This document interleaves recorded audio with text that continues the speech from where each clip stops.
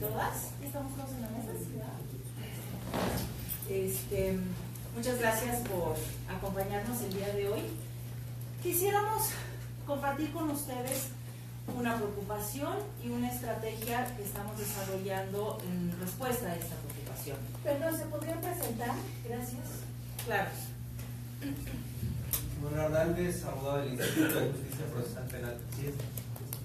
Margarita Griesbach, directora de la Oficina de Defensoría de los Derechos de la Infancia.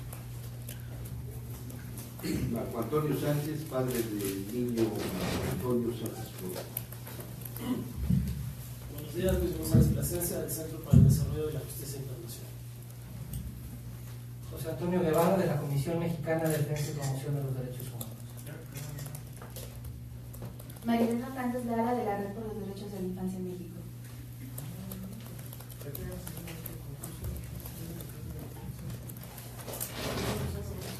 Bueno, entonces, los compañeros y compañeras nos van a compartir un poco más sobre los problemas que enfrentan las víctimas de riesgo, inseguridad y la carga desproporcionada que recae sobre ellas al exigir a las autoridades que se investiguen debidamente los delitos de manera generalizada en nuestro país y en particular en el caso que nos reúne el día de hoy. Y entonces dejaré que esa parte la comenten con mayor detalle ellos. Yo quisiera explicar un poco de lo que se trata esto de hacer un círculo de protección y de denunciantes solidarios. Una estrategia para que las víctimas no encaren esta carga desproporcionada que debiera tocarle a las autoridades y no a ellas solas, es que se arma un círculo de codenunciantes, es decir, un grupo de personas visibles, con trayectorias reconocidas, conocedoras en materia de derechos humanos, se constituyen como denunciantes del delito. En particular, esta estrategia busca brindar protección a las víctimas al lograr que la continuidad de la exigencia por justicia no dependa de ellas. Si la continuidad de una investigación depende de tu participación, eso te pone en una situación de extrema vulnerabilidad para quienes tuvieran interés en que no se esclarezca lo sucedido o resistencia a investigarlo. De esta manera, independientemente de la situación en la que se encuentre la víctima, del agotamiento que pueda enfrentar, la exigencia por la justicia subsiste. En este caso nos acompañan en este grupo de codenunciantes, algunos presentes y algunos que no pudieron acompañarnos el día de hoy, Lidia Cacho, por supuesto todos conocen, José María Jaspic, y José Antonio Guevara y Luis González Plasencia. Es el grupo que se conforma como denunciantes solidarios. Se constituyen como denunciantes formalmente en el expediente, es decir, tienen acceso a la supervisión y seguimiento de la investigación, y entonces esta estrategia de esa manera busca blindar y proteger a las víctimas de las presiones de criminalización, división y conflicto que se siembra como estrategias comunes para lograr el desistimiento de las exigencias de justicia. Pero entonces dejaré que con mayor detalle Luis nos pueda hablar un poco del fenómeno. Gracias, nuevamente buenos días a todas y a todos. Bueno, consideramos francamente inaceptable que la narrativa del gobierno de la ciudad frente al caso de Marco Antonio se haya construido de modo tal que prácticamente recae en la posibilidad de que el joven recobre la salud para enterarnos de qué fue lo que pasó durante todos los días en los que estuvo desaparecido. Pensamos que es obligación de la autoridad implementar una investigación seria que vaya mucho más allá de solamente los testimonios y que además sea una narrativa que asuma la responsabilidad por la desaparición del joven.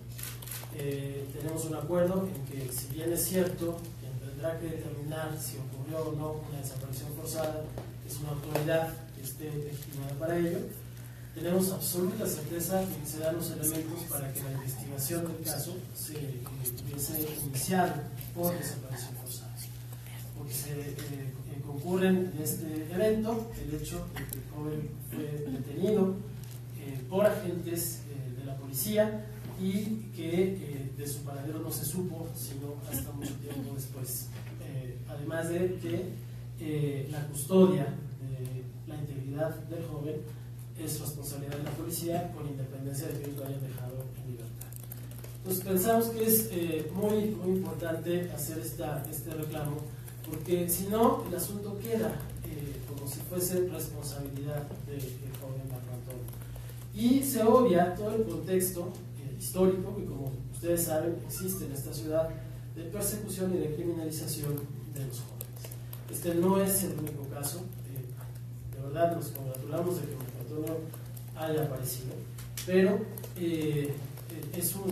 este caso es la punta del iceberg de un problema mucho más generalizado, en el que lo que notamos es un patrón en que la policía, con motivos de extorsión, con motivos que desconocemos porque ellos mismos no nos han informado, detienen a los jóvenes para después soltarlos en lugares distintos a donde se dio la detención, con el agravante también de que se suele criminalizar a estos jóvenes, se suele inmediatamente emitir información que trata de desacreditarlos, que trata de vincularlos con el consumo de drogas o con la participación delictiva, etc. Así que pensamos que la codemanda que estamos ahora acompañando tiene que ir dirigida desde esa perspectiva a elevar el costo político para el gobierno de la ciudad. Es imposible que estos casos sigan ocurriendo y es necesario que se construyan las garantías para que casos como este no vuelvan a ocurrir.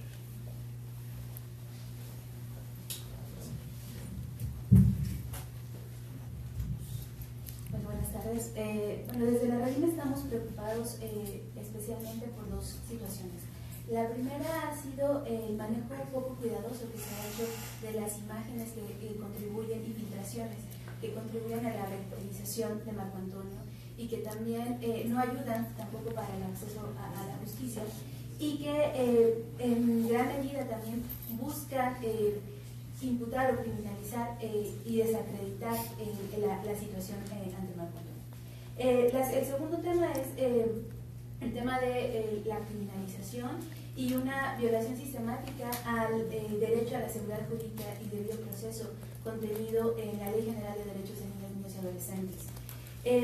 En ese sentido, nos sumamos un poco a esta preocupación de que no es un caso aislado el de Marco Antonio, es sistemática la criminalización que hay hacia adolescentes y jóvenes en la ciudad, tanto por su apariencia, por su contexto social y también pues el tema de que son las principales víctimas también de extorsiones por parte de las autoridades policiales.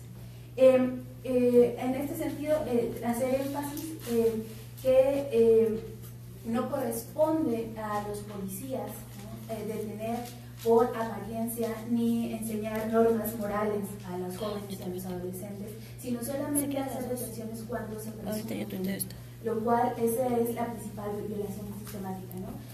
Entonces, bueno, sumarnos a la estrategia y buscar y llamar también en ese sentido a todos quienes son responsables de difundir la información a respetar el capítulo 17 de la Ley General de Derechos de Niños, Niñas y Adolescentes, cuidando el derecho a la intimidad de Marco Antonio al difundir sus imágenes. Hola, muy buenas tardes.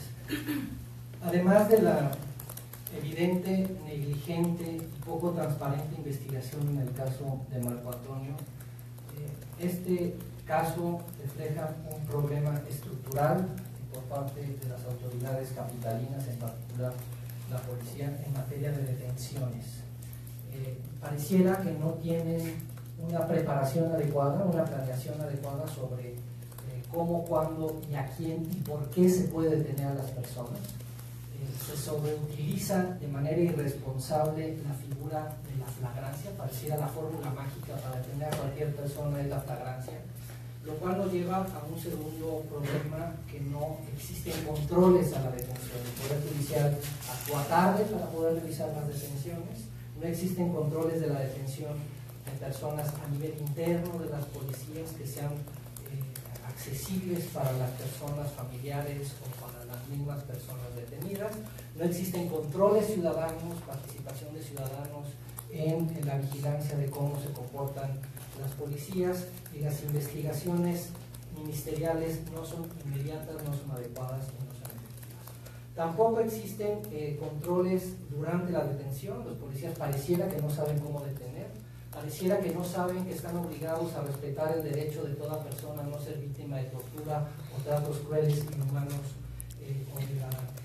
Entonces, ojalá que este asunto, este caso lamentable del trato que le dieron a Marco Antonio, obligue a las autoridades de la ciudad a mejorar la política policíaca en materia de detenciones y se fortalezca el trabajo de la Fiscalía de la ciudad para investigar adecuadamente y oportunamente toda denuncia de desaparición conforme a la Ley General de Víctimas y al protocolo homologado de familia. Muchas gracias.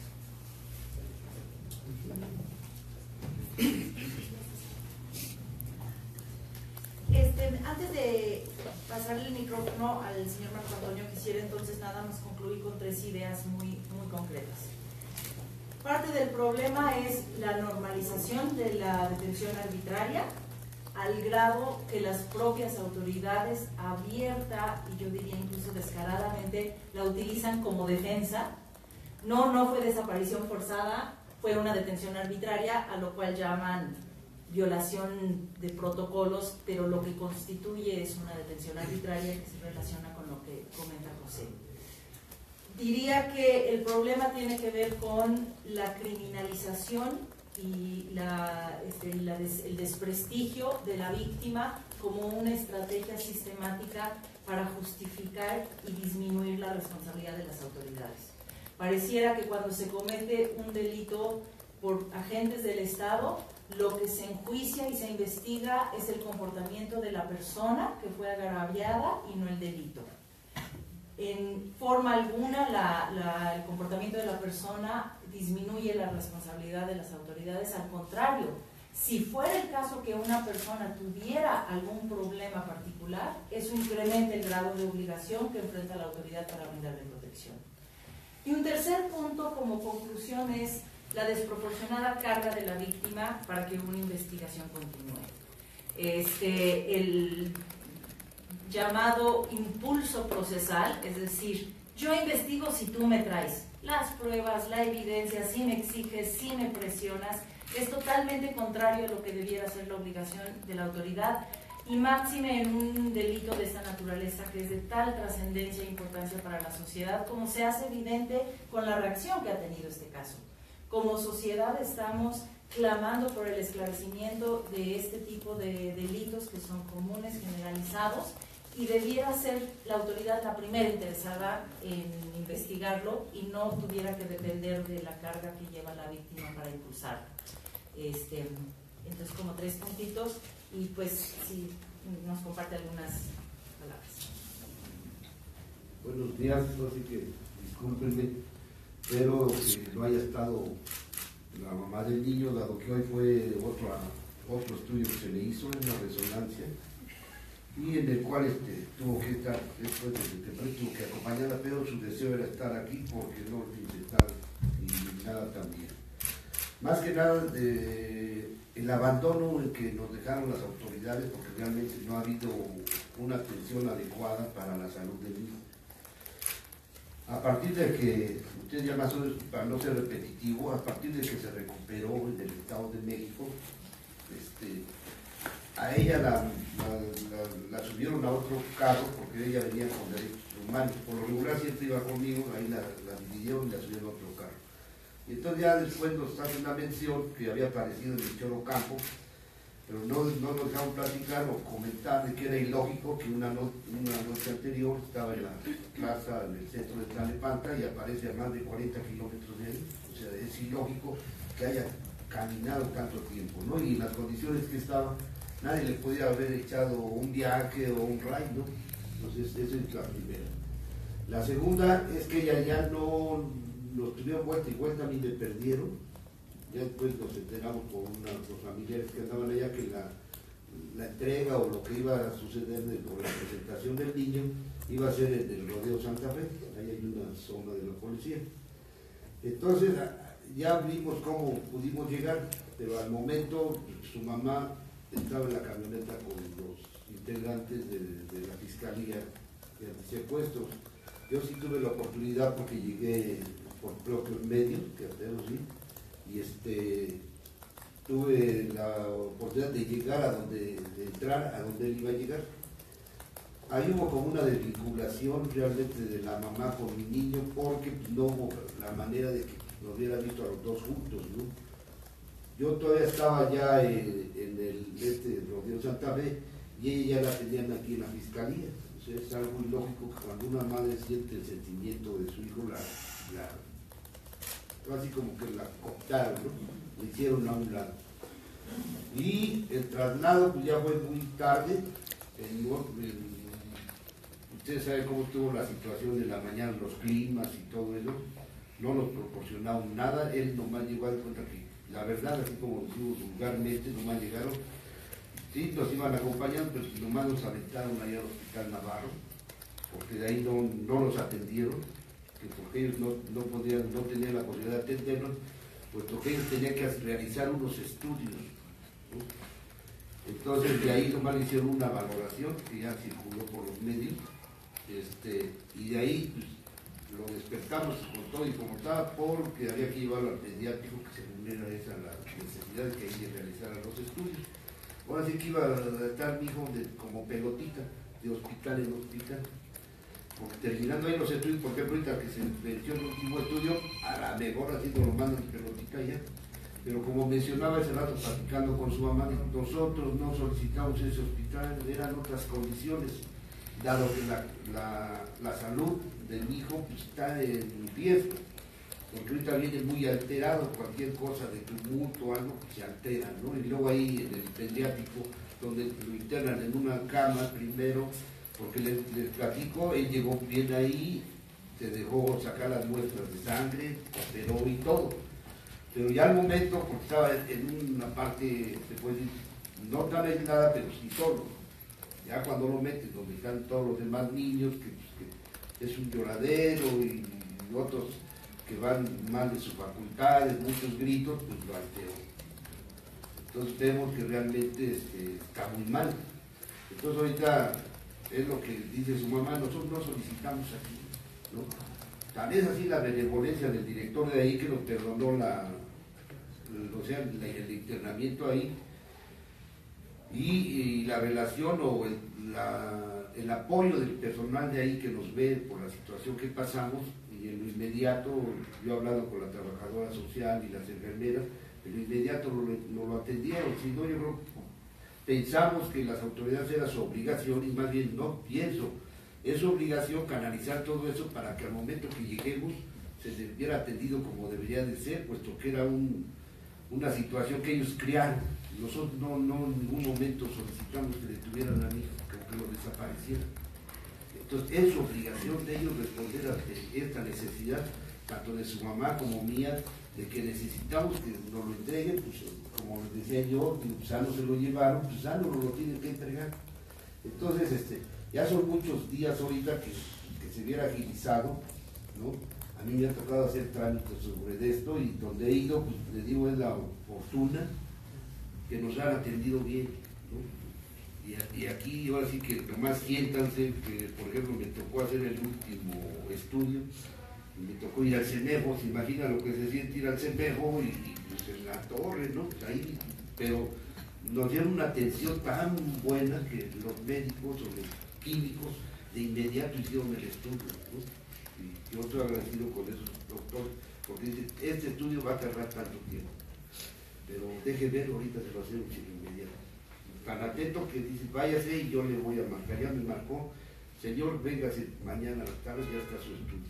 Yo llegué a la hora que me indicaron, que eran las 6 de la tarde, y todavía tardaron más de una hora. Dice, no, dice, está complicado, vamos a tardar un poquito más, espera, pues ahí me espero, ¿no? O sea, no había problema.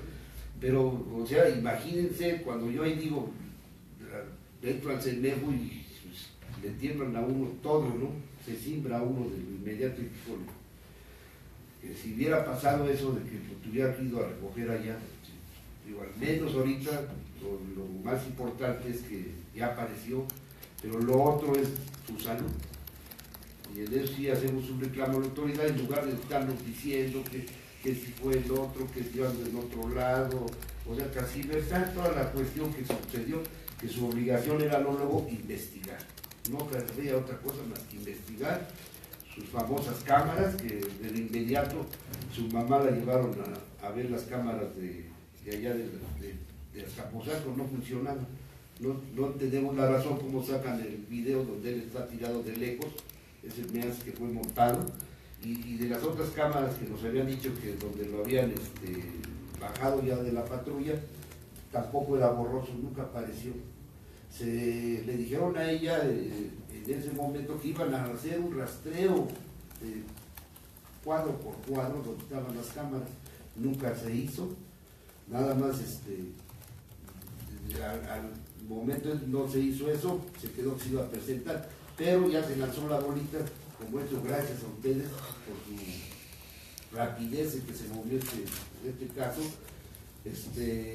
lo trasladaron a la fiscalía de aquí se fue.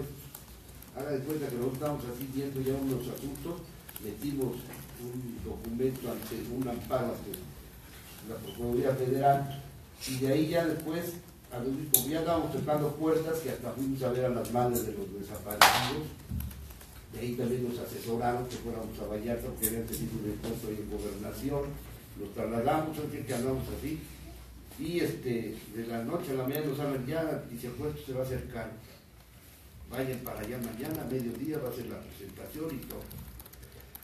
Pues sí, hubo buena, como le diré, de un giro muy diferente porque ya iban a investigar el secuestro, o sea, ya le habían dado la realidad de desaparecido, no tanto de secuestrado, sino de desaparecido, porque no pudimos concebir que sea un secuestro porque ya teníamos ubicado la policía que se lo había llevado. Malo que no conociéramos quién lo hubiera detenido, ¿no? Pero ya había un elemento y desde que conocimos el elemento que se lo habían llevado los policías, desde ahí ese peregrinar, porque desde ahí ya queríamos levantar un acto, ¿no? Que resultara culpable, pero pues nos bloquearon. Entonces le digo, a partir de que llegamos a la secuestro, pues, realmente pues, ahí hay personas que también tienen hijos y se vieron y dicen, no, pues aquí hay que entrarle, ¿no? Uno de ellos fue, no por hacerle, pero fue el licenciado William, que sí, Zúñiga, pero que sí nos apoyó bastante en ese sentido. Y desde que llegamos ahí la presentación, pues había que psicólogos, abogados, derechos humanos, y una serie de... Nosotros dijimos, bueno, pues nosotros vamos a seguir buscando por nuestra parte, ¿no? De la noche a la mañana, el domingo, porque nosotros fuimos un plantón de Ángel, nos dirigíamos para allá, y al mediodía nos hablaron, 11:30, que había que estar en la Fiscalía de Secuestros, porque había pues podía ser nuestro hijo, ¿no? Entonces fuimos, llegamos a la cuenta que este es un video y presentan una imagen toda borrosa. Y entonces pues hay que ir a Tlalnepantla, ¿no? A ver cómo está la situación. Pues, la verdad, sí íbamos acongojados y todo, pero de ahí sí ya dejé yo el carro, me permitieron estacionarlo dentro y ya nos trasladaron hacia allá. Fue así como muy rápido, llegamos allá y a ver las cámaras, ¿no? La primera toma nos lo muestran, él está recargado en un puente allá, así recargado, tranquilo, y él maneja que tenía un intento de suicidio, ¿no? Entonces de ahí se ve como unos oficiales de allá lo bajan, lo detienen y lo presentan ante el ministerio de ahí del centro de Tlalnepantla, y lo presentan y ya ahí lo ubicamos ya mejor. En las tomas que nos presentaron creo que es allá C4, ya lo muestran y yo ya me digo a su mamá, mira, ella dijo, no, sí es, ¿no? Y yo como digo, no, pues espérame, vamos a ver bien. Llevo otros tomas donde ya se vio, ¿no? Y yo así les dije a los oficiales, no, sí es, yo lo conozco por las orejas, porque estaba de espaldas. Dijo, ay, bueno, pues ya vamos, ¿no? A la atención. Entonces ya nos llevaron a otra parte donde tienen las cámaras de todo el Palacio Municipal. Entonces ahí ya lo vimos más detalladamente, ya lo presentamos, digo, no, sí es, pero digo, ¿por qué no lo detuvieron? Si según ya había una alerta Amber, según ya habían hablado en todo el Estado de México, para que hubiera la más rapidez de localizarlo. Y ahí nos dimos cuenta que ya después, pues de eso fue el domingo cuando ya fuimos a ver todo eso, y estaba tanto y nos para allá. Pero es ilógico que un día antes nos presente en las cámaras, siendo las 23 de la noche, que anduviera por allá con su playerita, su panza, sus tenis, todavía. Y otro día las condiciones que uno lo entregan, todo, su pantalón amarrado con un lazo, sus tenis que no eran, unas playeras que tampoco le correspondían, chamarra grande, o sea que es una serie de irregularidades que por eso nosotros solicitamos que se investigue, porque esa investigación nos va a dar toda la peripecia que pasó mi hijo, ¿no? Entonces, y que todo lo que se fue dando, ¿no? Yo creo que con la presión tanto de los medios como de la ciudadanía y todo eso fue como los motivó a hacer la localización en lo inmediato, ¿no? Porque cada que estábamos allá, pues mi familia se trasladó de allá del plantón, allá íbamos más de 30, 40 familiares, o sea, realizar también la búsqueda. Ya llegó como un operativo muy mediático de más de 300 gentes y de policías de todo el DF y los del Estado, ¿no? Allá uno que sí estuvo muy atento y que tuve plática con él, porque decía, yo tengo un hijo también, señor invitado. Aquí está difícil, ¿no? El señor Rodrigo Campa, algo así su apellido, pero le digo, da uno todas las ideas, porque yo al momento ya pedí a mi hijo que estuviera como él, por la sencilla razón de que ahí donde trabajo hay policías, ya platicando con uno, si no puedo, porque la verdad me dice, ¿dónde pasó su caso, señor don Marcos? No, pues allá en el Rosario. Dice, híjole, no aparece, no, dice, está difícil que aparezca, dice, porque allá están los canales, está esto, todo, dice, pues por lo regular, allá pues desaparece. O sea, se imaginan que ese tío cuando me lo dijo eso, pues olvídense, ¿no? Pues ya aparezca como sea, ¿no? Como sea, yo ya lo queremos, ¿no? Así como les platico del Cenefo, así él me cimbró, ¿no? Me vuelve a la realidad, entonces uno pues ya teme lo peor, y más que nada ya es conocida la violencia de los policías, y uno como adulto ya les tiene miedo. Ahora un adolescente que por lo regular nunca había pasado estos momentos, entonces eso es lo que pide su mamá también, es que se investigue, ya no que es lo que hace la autoridad, ya algo así, vaya, yo les decía, es que estamos enfrentando a David con Goliat, ¿no? Pero parece que David somos nosotros, y va repuntando esto, va levantándose, porque quiera o no, con el apoyo de ustedes ya se conoce internacionalmente, ya estamos en otro nivel. Y yo, como lo dije, fuera un alumno de CONALEP, fuera de un otro, no hubiera tomado esto, ¿no? Y gracias a que pertenece pues, a la Universidad Nacional, ¿no? Entonces también tuvo que tomar parte del asunto el rector. Yo mismo le decía al director y le decía al director, el arquitecto Buitros, pues dígale ya que se pronuncie, lo van a bailar si no hace un pronunciamiento, algo, hay que salir a la luz pública como universitarios. Todavía el día que fue lo de ir a ver las fotos, llegó un abogado apoyarlo del Instituto, de la Escuela Nacional de Trabajo Social, y que no podía hacer nada hasta que no le autorizara el abogado general de la UNAM. Oiga, pues si necesitamos su ayuda, su apoyo, que vaya a cobrar lo que está sucediendo, que hasta que no le dieran el apoyo, ya hablaron con el abogado y ya le dieron el apoyo. O sea que son burocratismos pues, que en todos momentos pues, hay que acabar, no hay que detener todo eso para que en lo inmediato se logren los objetivos de encontrar a las personas, así como lo que le pasó a mi hijo, ¿no? Entonces, a lo que nosotros hacemos es la petición, y ahorita que su mamá vivió el momento de estar con él en esto del ultrasonido, de la resonancia, es que ella sí se molestó ahí, porque no podemos entrar los dos. Yo, por ejemplo, ayer tuve casi 24 por 24. ella llegó ahí porque le iban a hacer la resonancia temprano, ya vio su comportamiento, porque así tuvo uno en el momento, y yo le dije, no, aquí no son las condiciones, aquí llevándolo a otro lado. Pero no luego la gente, no, ¿cómo lo van a mover? Que su seguridad, digo, es que eso es lo de menos, la seguridad.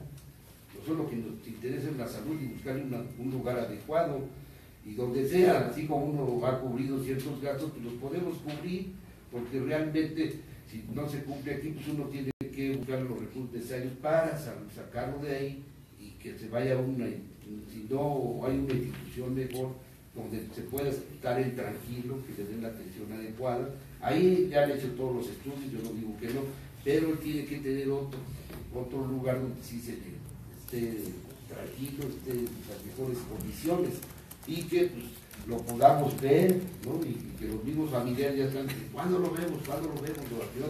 No podemos ir porque no nos dejan pasar. Y de rato yo tuve un problema con el oficial de ahí, que pues, uno llega alterado, de acuerdo cómo está, no me dejó pasar, y hasta que salió otro que ya nos conoce, que en un momento se puso así, pero que ahora ya nos apoya. No déjalo pasar, ese papá. O sea, encontramos una situación que nos corta la entrada. No, que venga la mamá con trabajo puede caminar con un bastón, tiene lastimado una pierna y quiere que camine distancia. Digo, no, si nomás voy y salgo, o sea, no hay algo que nos ayude a eso, ¿no? Y ahorita ya de antemano la mamá me hace la petición que solicite que ya no lo cambien de lugar. Según no iban apenas a subir a piso. Ya tiene a partir del lunes, contamos martes, miércoles, jueves, hoy viernes, 4 días.